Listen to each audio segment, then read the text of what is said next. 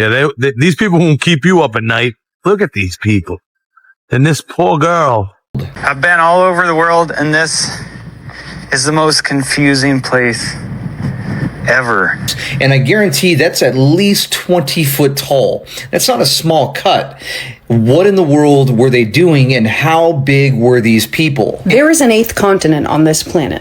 There's not just 7. Many geologists recognize Zealandia as its own continent. What's going on, everybody? Welcome back. Today we're diving into all types of mysterious videos that no one can explain. Hit that like and subscribe button while we try to make sense of all this.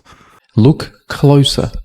It is actually their intestines being ripped out and then held up in the air. How crazy is this? And this is on the ceiling. This whole relief, this whole carving is smaller than the size of my hand. Look closer. Why would they do that? Why would they make a statue that would depict that? This next video was filmed in the Netherlands, and it has been shown part of a UFO/UAP research at seminars, on television programs, and at expert meetups. What exactly is going on here?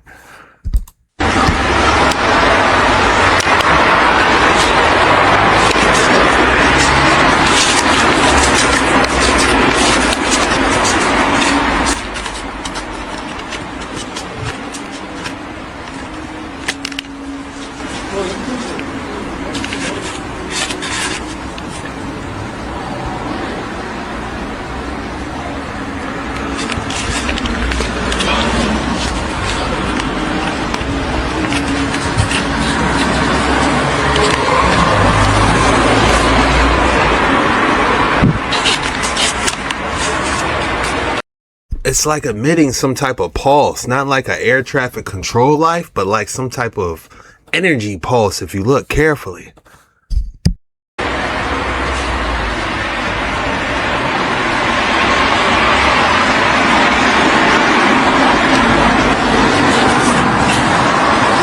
Oh!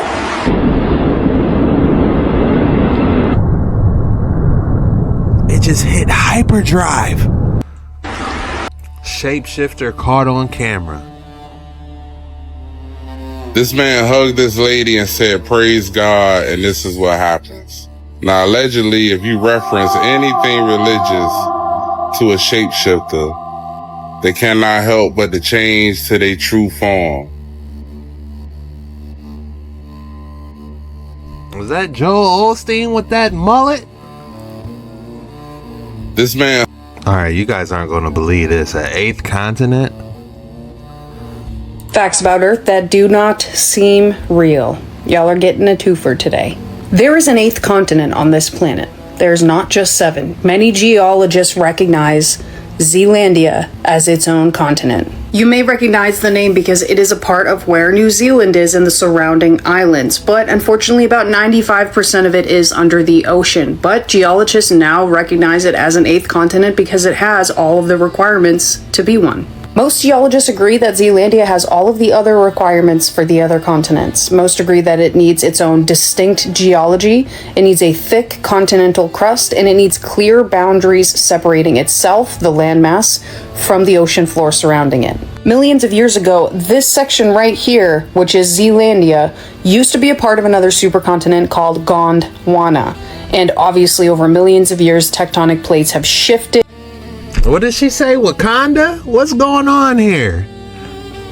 And this piece broke off from this supercontinent and most of it slipped under the water's surface, where a lot of it stayed. While most geologists would recognize this landmass as a continent, some scientists will call it a microcontinent or a subterranean continent, with the biggest argument being here, is this a continent if it's submerged in water? If you want more information about this continent and how it got there, how it formed, and where it's at right now, there are many documentaries on YouTube explaining that this is the 8th continent on the Earth. Interesting. We got Atlantis. Now, what was this called? Zealandia, Lemuria, Mew. And that's just to name a couple. Heracleon. So many underwater cities and continents that, you know, people really don't talk about. But that's the first time hearing about Zealandia. There's no way. This is called the monkey orchid, and they resemble monkeys. Look at this. There's no way. Hidden in the misty cloud forests, the monkey orchid astonishes with its perfect mimicry. A flower that blooms with a face, complete with haunting eyes and a nose. This surreal creation of nature seems to stare back, blurring the line between plant and animal in a mesmerizing botanical illusion. Hidden in the misty cloud forests, the monkey orchid is...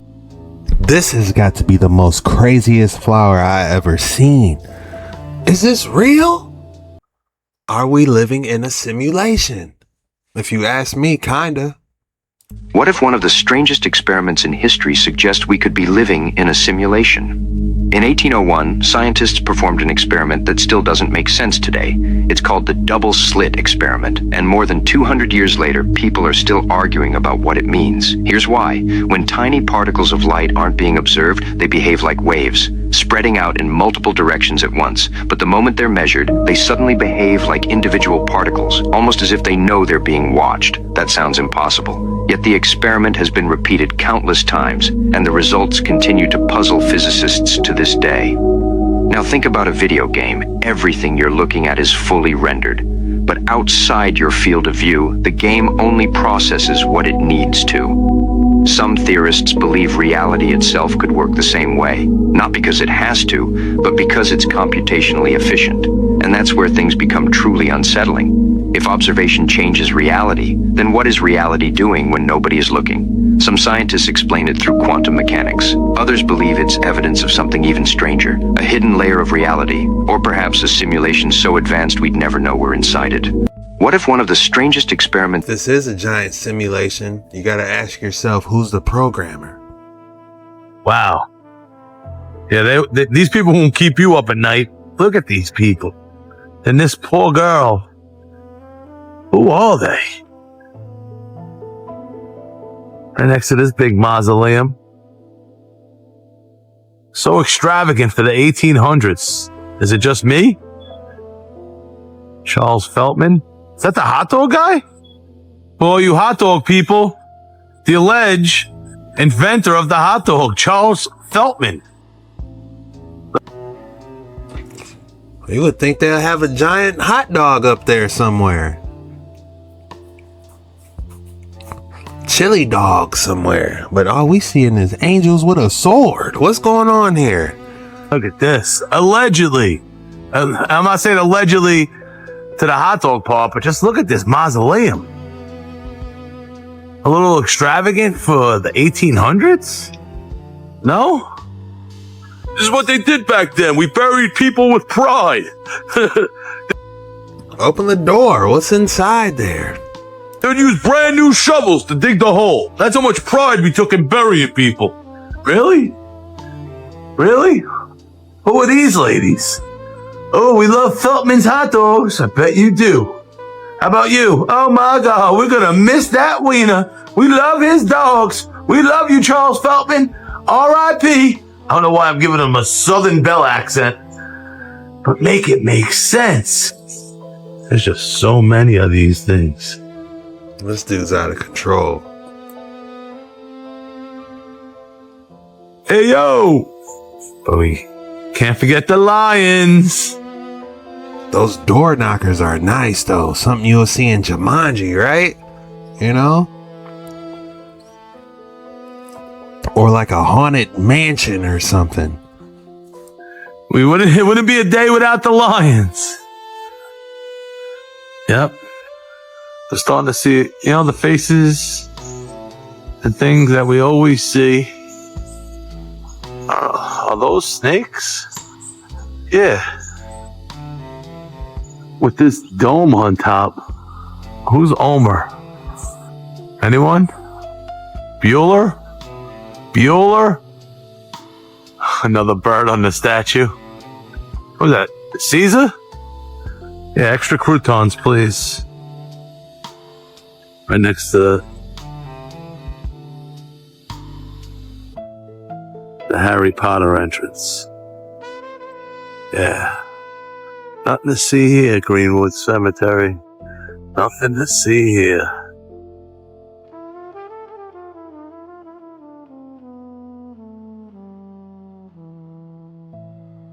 How hard did they go in these cemeteries? It's like a giant catacomb for each cemetery by the looks of it. Like a building you can go inside.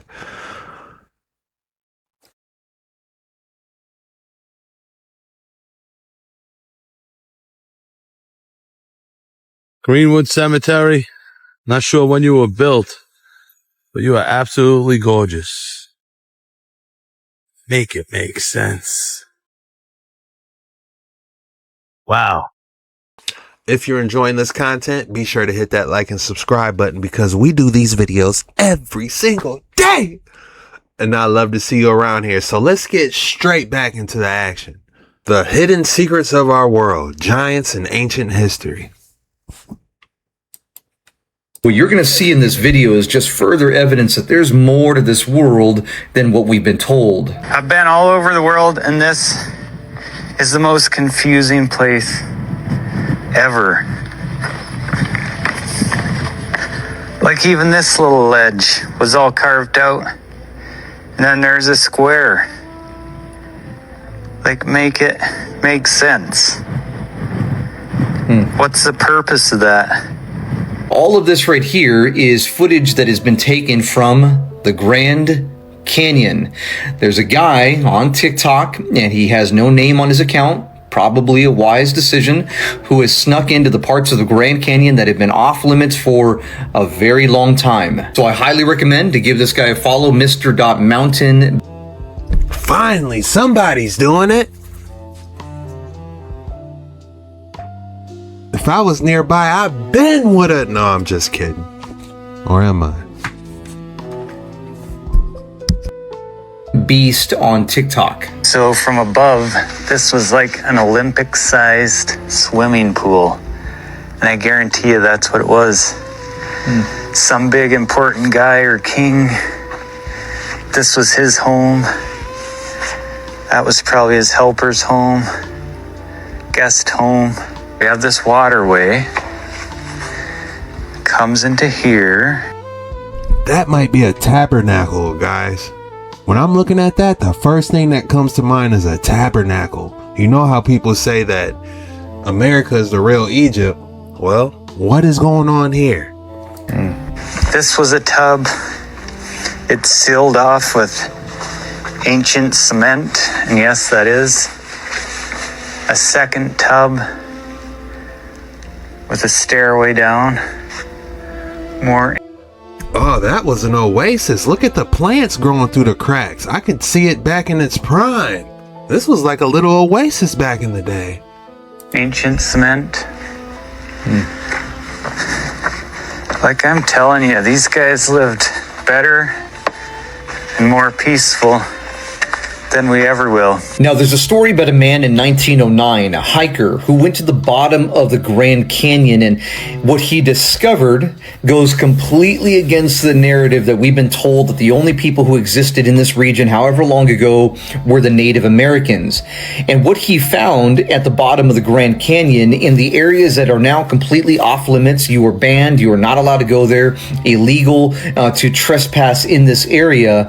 Well, what he found was Egyptian artifacts, Egyptian carvings, and Egyptian hieroglyphs, including caves. So when we look at things like this, I mean, that's some very hard rock, and you notice the straight edges. So in other words, there was a technology, something that they were able to do, whoever these people were, to cut into caves. And I guarantee that's at least 20 foot tall. That's not a small cut. What in the world were they doing, and how big were these people? And even when we carefully look at this structure, I mean, I guarantee that entrance right there is at least 20 to 30 foot tall, also carved into the side of a mountain. And also notice that this is not something that Native American Indians would have built. They didn't build these kinds of things. This very much so looks like something you would find in Petra, Jordan. Now, I'm just thinking that, like, man, we don't have to travel across the ocean to see this type of stuff. We just got to go to the Grand Canyon. Realize that there's a narrative out there that the U.S. is actually the Holy Land, and the Holy Land is not what we understand it to be today in modern Israel at the Dome of the Rock. Maybe that's true. Now, I don't personally see how all the dots connect to this for two major reasons. In Zechariah 14:4, we know that Jesus will descend over the Mount of Olives, and the Bible says the mountain will split into two. Well, not that long ago, geologists discovered that there's a major fault line that runs right through Jerusalem, and that fault line has not ruptured yet. Number two is that the Battle of Armageddon takes place in the Valley of Jehoshaphat, and in Megiddo is where all the armies are gathered together. And that very much so is in the modern day Israel, not in the US. But when we look at things like this, keeping in mind that most of the Grand Canyon has been completely off limits for a very long time, and now things are beginning to make sense that, hold on, there's something else here, another group of people, a civilization that maybe they don't want us to know about. And you got to think about the Mississippi too, the Mississippi-Nile River connection, all the different mounds that they're finding, all the different pyramids in America. Like, I'm not saying America's the Holy Land, but it does make you think.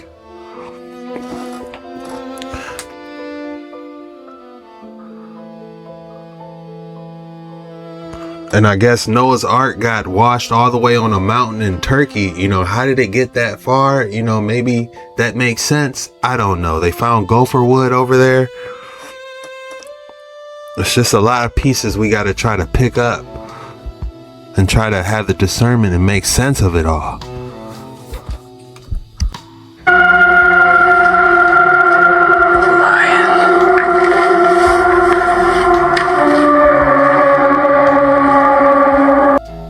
Guys, this is good stuff.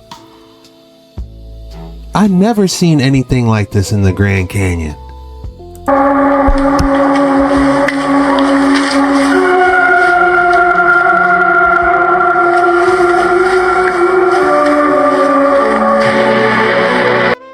This must be what's his name? The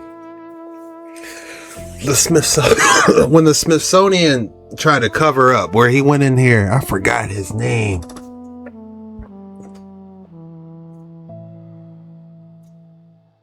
But anyway, a guy went here and he saw all types of artifacts. And as we can see, it looks like the Smithsonian cleaned up. What happened to all the artifacts that was inside here is my question.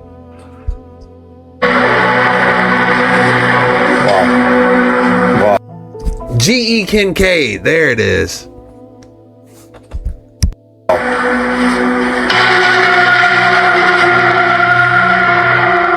Look at the size of this entrance, and isn't that interesting that there's a little head shape at the top and then this massive structure? Is it possible that this was all created by the Nephilim? The Bible even tells us that some of them were as tall as the cedars, 20, 30, 40, 50 foot tall giants. I believe we find the truth when we really study the scriptures and break it down carefully. The story of Genesis 6, where the sons of God who went into the daughters of men and had children, the Nephilim. I try not to think about it, but how did them women give birth to them giants? You know what I'm saying? Was it just like... was it like some type of rupture, or was it natural? Was it some type of, natural progression? A giant growth acceleration? What happened? We don't really hear too much about the women that birthed these giants. What happened to them? Giants. We also see echoed in Job, the sons of God were there since the beginning of creation. They rejoiced with God when they saw the Lord creating humanity and this earth. But at some point there was a fallout where 1/3 of the sons of God, the angelic hosts, they were deceived by the dragon, and God cast them out of heaven to this world. And we know all of this goes back to the creation story, keeping in mind that God didn't commission Adam and Eve to replenish punish the earth until after their fall, meaning that before their disobedience, their only responsibility was to be in relationship with the Lord, to be communing with the Father, the Creator. So when people ask the question, how is it possible that the sons of God, these angelic hosts, can now procreate? How is that possible? Remember, it was not until after the fall that also Adam and Eve were commissioned by God to procreate. We also know that not all the Nephilim were destroyed during the flood. It was humanity that was fully destroyed, save Noah and his family. We know that the record of David and Goliath happened after the flood. We also know that the spies who went to spy on Canaan and what they saw were giants in that land, because they reported back saying that we're like grasshoppers in their sight. All of these things again happened after the flood. Based on what we know in scripture, that they are demigods, or a mixture of the fallen with humanity, means that they're not going to be here to bring benevolence, to bring love to this world. No. I mean, when you really start breaking it down, like all these demigods, Shiva, Gilgamesh, what was it, Thoth, Osiris, you know, this is just my spin on it. But it starts to make sense. Like, what if all these demigods like turned into like all these like main deities for certain cultures, you know, and they seen it, so they're like, oh, we gotta believe it, because there he is, Shiva with 8 arms, you know, 30 feet tall.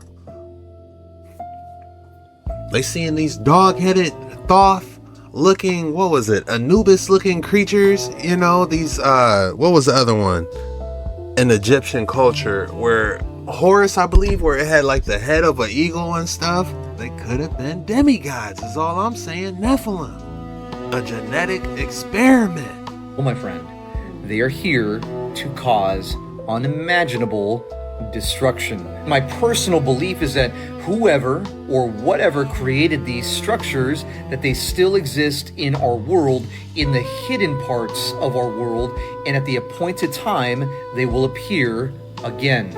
But I want to hear your guys' thoughts. Drop in the comments what you think is really going on.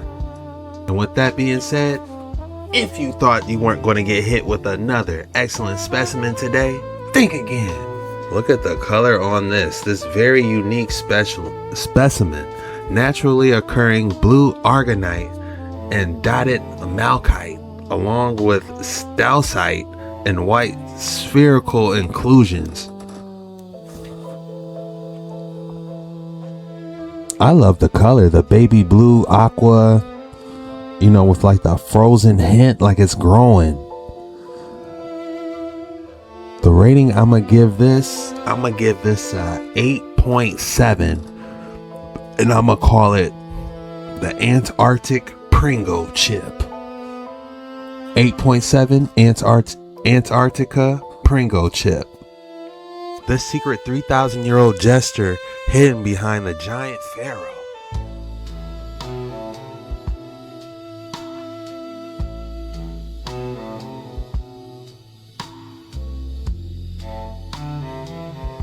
It almost looks like a hand's behind him, like he's supposed to have somebody next to him. Oh yeah, there it is, his wife next to him.